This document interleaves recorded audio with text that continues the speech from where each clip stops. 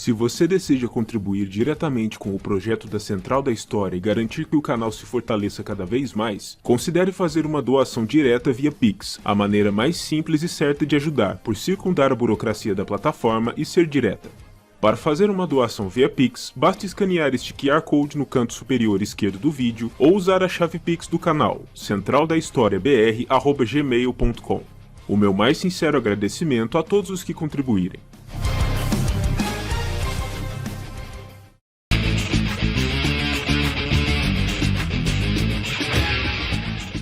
É o esporte mais popular da face da Terra. Mais do que uma mera demonstração de perícia e habilidade, o futebol é tratado em algumas partes do mundo quase como uma religião e se tornou um fenômeno social inigualável em seu pouco mais de um século e meio de história. Mas de que maneira este que é considerado como o jogo mais popular do mundo veio a existir? Quais foram os elementos que constituíram sua fundação como esporte e quem foram as pessoas por trás de seu desenvolvimento e organização? É isso que vamos descobrir no vídeo de hoje. Por isso, me acompanhe nesse olhar detido e meticuloso sobre as origens e a história do futebol. Aquilo que conhecemos nos dias de hoje como futebol é uma invenção relativamente moderna, surgida nos idos do século XIX, mas jogos semelhantes em alguma medida com o futebol, tal como o entendemos atualmente, já existiam desde tempos antigos. Já nos idos do terceiro século antes da Era Comum, na China dominada pela dinastia Qin, um curioso jogo conhecido como Cuju era praticado, envolvendo um grupo de jogadores carregando entre si uma bola feita com base em um estofamento de penas, sem o uso das mãos, e que deveriam passá-las através de uma rede, algo que nos soa bastante familiar. Esse é considerado como um dos primeiros jogos de bola de que se tem notícia no mundo. Ao mesmo tempo, na Grécia clássica, um jogo chamado de Episkiros era praticado, jogado entre dois times de 12 a 14 jogadores cada, e o objetivo do jogo era levar uma bola até o limite do campo do adversário, mas utilizando mãos e pés, o que o tornaria mais semelhante ao que hoje é conhecido como futebol americano ou ao rugby. Tempos depois, os romanos pegaram como base esse jogo grego para criarem seu próprio esporte, conhecido como arpastum, no qual cada um dos dois times tenta não levar a bola para o limite do lado do adversário, mas ao contrário, tenta manter a bola durante o maior tempo possível dentro de seu próprio campo, quase seguindo uma lógica de um cabo de guerra, usando para isso mãos e pés, além de uma boa dose de violência, como convinha em esportes antigos, nos quais as regras sobre esse tipo de atitude eram bastante mais leves. Tempos depois, já nos idos dos séculos XII e XIII, um jogo semelhante era praticado nas Ilhas Britânicas e no norte da França atual, conhecido como Sul entre os franceses e como Mob Football na Inglaterra. Esse esporte envolvia não apenas dois times adversários, mas podia ser jogado por duas vilas inteiras, uma contra a outra, o que aliás servia como uma alternativa interessante para a resolução de disputas sem recorrer a uma batalha aberta. Se bem que o próprio jogo não divergia muito de uma batalha campal, sendo praticado com uma boa dose de violência. Dentro desse esporte, dois times formados por dezenas de pessoas competiam pela posse de uma bola, e o objetivo era levá-la ao campo do adversário, até um objetivo relevante, como a porta da igreja local. E episódios de violência extrema não são nada incomuns, dada a natureza do esporte e da sociedade nessa época. No entanto, apesar de todos esses exemplos de esportes praticados em todas as partes do mundo, foi apenas na Inglaterra do século XIX que aquilo que conhecemos de maneira reconhecível como futebol começou a tomar forma efetivamente.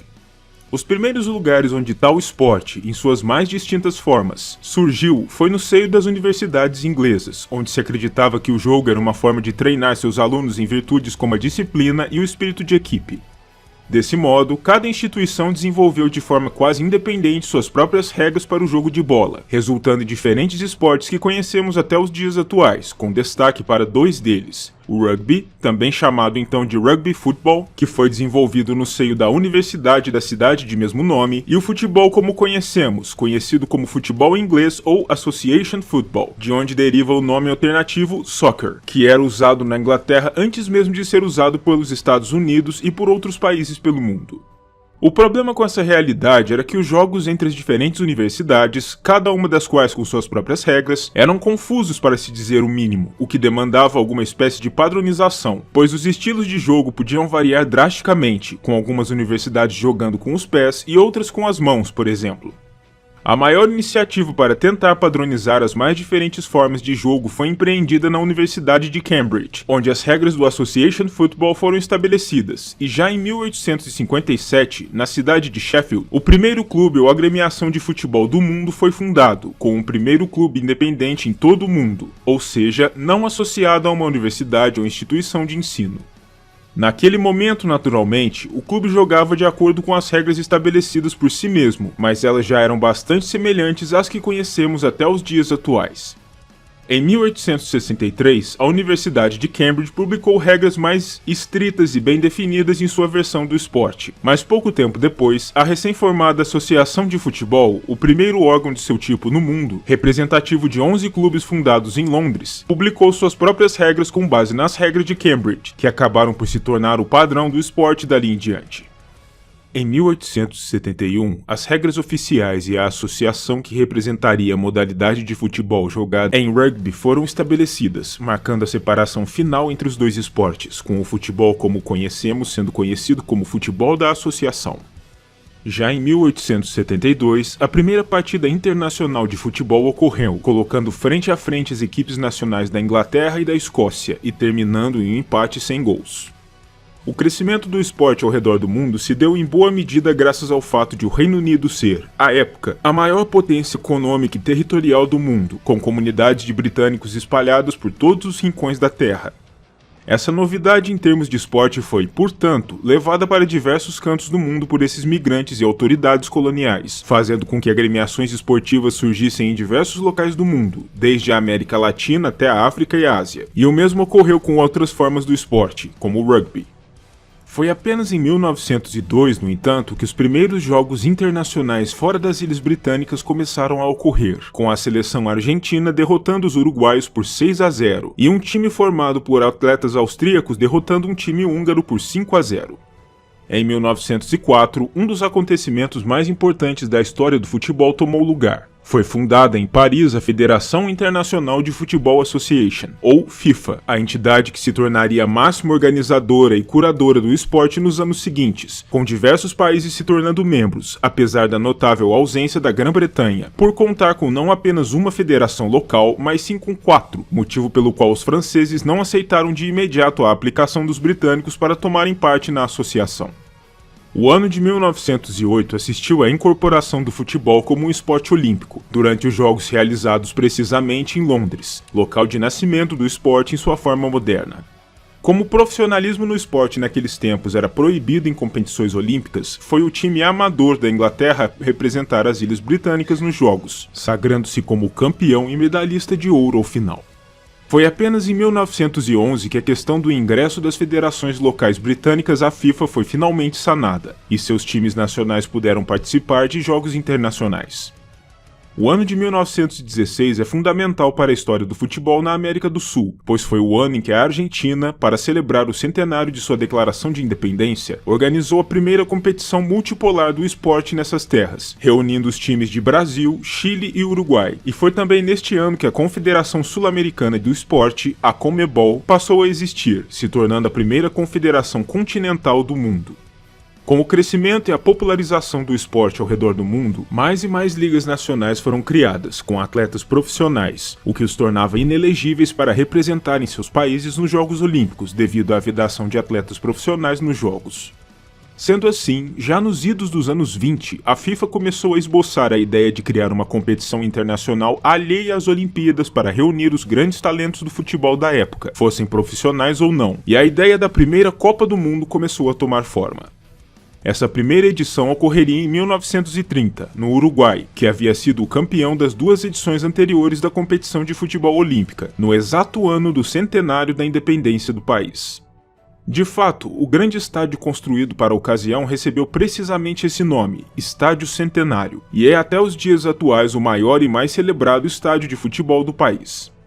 O problema era que as seleções europeias demonstraram pouco interesse em participar desta primeira edição, especialmente por conta da dificuldade logística, já que levavam semanas embarcados em navios para conseguirem atingir o Uruguai, e no final das contas, o evento contou principalmente com seleções de países americanos, com apenas 4 europeus participando da competição por fim, sendo eles a França, a Bélgica, a Iugoslávia e a Romênia. A primeira Copa do Mundo da história terminou com uma final entre os uruguaios e os argentinos, que eram então as duas principais seleções da América do Sul, e os uruguaios se sagraram como campeões após uma vitória por 4-2, se tornando os primeiros campeões mundiais do esporte, se desconsiderarmos as vitórias olímpicas. As primeiras edições da Copa do Mundo pós o evento uruguaio, realizadas na Itália e na França, acabaram se tornando motivos de contenda entre sul-americanos e europeus, pois os sul-americanos desejavam que as competições fossem organizadas de maneira alternada entre os dois continentes, o que acabou não ocorrendo, resultando em boicotes das competições europeias, especialmente por parte do Uruguai. Com a explosão da Segunda Grande Guerra, em 1939, as edições da Copa do Mundo precisaram ser suspensas durante 12 anos, e foi apenas em 50 que elas foram retomadas, com a edição sendo organizada no Brasil, que construiu para a ocasião aquele que era, à época, o maior estádio de futebol do mundo, o famoso Maracanã, considerado por muitos como o maior templo do futebol em todo o planeta. No entanto, o que prometia ser um momento apoteótico para os brasileiros terminou em uma espécie de tragédia no final, quando um público de mais de 200 mil espectadores assistiu à equipe nacional do país sede sendo derrotada por 2-1 pelos uruguaios, que se sagraram bicampeões mundiais, igualando o feito dos italianos nas duas competições anteriores. A próxima edição da Copa, em 54, se tornaria a primeira a ser televisionada para o mundo, aumentando ainda mais a popularidade de um esporte que já se encaminhava para se tornar o mais importante do mundo. A Copa do Mundo continuou sendo disputada a cada 4 anos desde então, e atualmente o Brasil é seu máximo campeão, com 5 edições vencidas, seguido de perto por Alemanha e Itália, cada uma das quais com 4 títulos. A Argentina completa a relação de maiores campeões, com 3 conquistas, sendo inclusive a atual campeã mundial, e nos dias atuais, a Copa do Mundo é um dos únicos eventos capazes de rivalizar com os Jogos Olímpicos em popularidade e audiência, sendo um dos maiores eventos de massa no mundo. O ano de 1955 assistiu a uma inovação extremamente importante no futebol pelo mundo, mas não com relação às seleções, e sim a clubes. Já existiam então diversas competições nacionais e regionais de clubes, tanto amadoras quanto profissionais, em todo o mundo, mas foi nesse ano que a primeira Copa dos Campeões Europeus foi organizada pela recém-fundada UEFA, em que se tornaria o embrião daquela que é hoje a mais importante competição entre clubes na Europa e em todo o mundo, a Liga dos Campeões. 5 anos mais tarde, em 1960, a Conmebol seguiu o exemplo da UEFA, organizando sua própria versão de tal competição, e o nome escolhido por razões históricas e de orgulho regional foi Copa Libertadores da América, em homenagem aos homens que lutaram pela emancipação política dos países da América do Sul. Outras tantas competições de caráter continental surgiram ao redor do mundo, mas a próxima competição de maior relevância surgiu a partir de um acordo firmado entre UEFA e Conmebol, que representavam afinal de contas as duas regiões mais tradicionais em termos futebolísticos no mundo. Ficou acordado que os campeões de cada edição de suas respectivas competições continentais jogariam entre si ao final de cada ano, para determinar o grande campeão intercontinental e, de certo modo, aquilo que haveria de mais próximo ao melhor clube de futebol do mundo, e tal competição se tornou conhecida simplesmente como Copa Intercontinental, embora alguns tenham passado a chamá-lo de Mundial de Clubes, devido ao prestígio e à importância da competição nesse contexto. A primeira edição de tal Copa, realizada em 2 jogos ao final de 1960, contrapôs o Real Madrid, clube tradicional da capital espanhola, ao Peñarol, clube tradicional da capital uruguaia, e teve o time europeu como seu primeiro campeão, após um empate sem gols em Montevidéu e uma vitória por 5-1 em Madrid. Depois de muitos anos de organização da Conmebol e da UEFA, e, mais tarde, da Federação Japonesa de Futebol com o apoio da gigante automobilística Toyota, a FIFA decidiu tomar as rédeas da situação e organizar uma competição nova, que reunisse representantes de todas as confederações continentais de futebol, e a partir do ano 2000, o primeiro Mundial de Clubes propriamente dito foi organizado, tendo o Corinthians, um dos times brasileiros mais importantes da história, como seu primeiro campeão, e a partir de 2005, o formato retornou e a antiga Copa Intercontinental deixou de ser disputada, pelo menos até recentemente. No que diz respeito a competições nacionais, existem obviamente diversas que podem ser citadas, mas levando-se em conta que este é um canal brasileiro, falemos um pouco sobre as competições disputadas por aqui. A primeira instância do futebol brasileiro se encontra dentro dos campeonatos estaduais, organizados pelas federações estaduais, alguns dos quais já tendo mais de um século de história. Após a introdução do futebol no Brasil, ao final do século XIX por operários e funcionários de companhias inglesas, o esporte se espalhou pelos 4 cantos do país e, atualmente, pelo menos 2 clubes reivindicam a honra de serem chamados de os primeiros clubes de futebol brasileiros ainda em atividade: a Ponte Preta de Campinas e o Esporte Clube Rio Grande, de Porto Alegre, ambos fundados no ano de 1900. Naturalmente, o Brasil teve clubes de futebol mais antigos do que isso, mas estes já se encontram inativos ou não foram fundados como agremiações de futebol. O Campeonato Brasileiro, a competição de futebol de clubes a nível nacional, tem suas origens em competições regionais mais antigas, especialmente